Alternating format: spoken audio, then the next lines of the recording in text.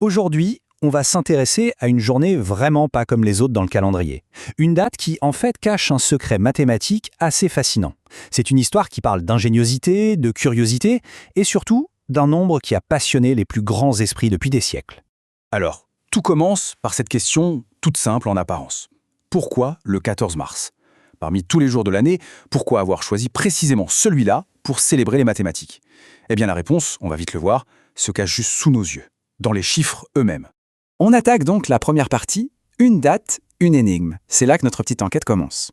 La clé de tout ça, elle ne se trouve pas dans un grand événement historique. Non, mais bien dans l'univers des mathématiques.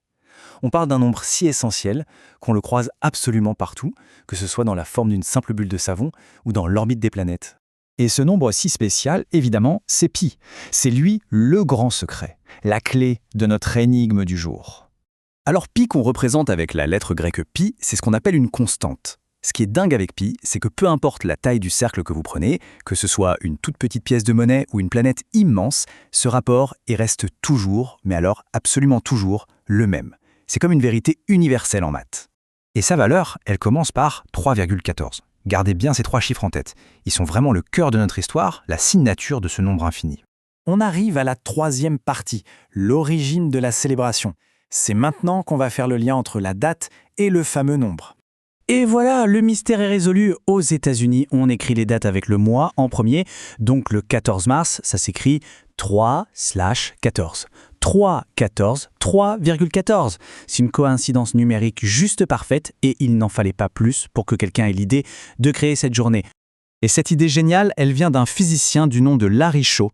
C'est lui qui, en 1988, a eu l'idée d'organiser la toute première fête du Pi Day dans le très célèbre musée de l'Exploratorium à San Francisco. Et c'est comme ça qu'est née une tradition qui est devenue mondiale. Quatrième partie, célébrer les maths. Regardons un peu à quoi ressemble cette tradition de nos jours.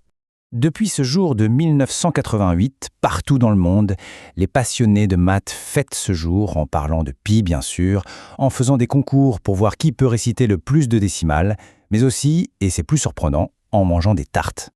Et c'est justement ça qui a rendu cette fête super populaire. Ce jeu de mots tout simple mais génial.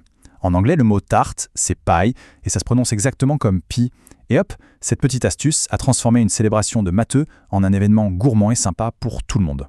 Au fond, au-delà des chiffres et des tartes, le jour de pi, c'est une invitation à voir à quel point les mathématiques peuvent être élégantes et belles. Et ça nous laisse avec une petite question pour la route. S'il y avait une autre constante mathématique qui méritait sa propre journée, ce serait laquelle ?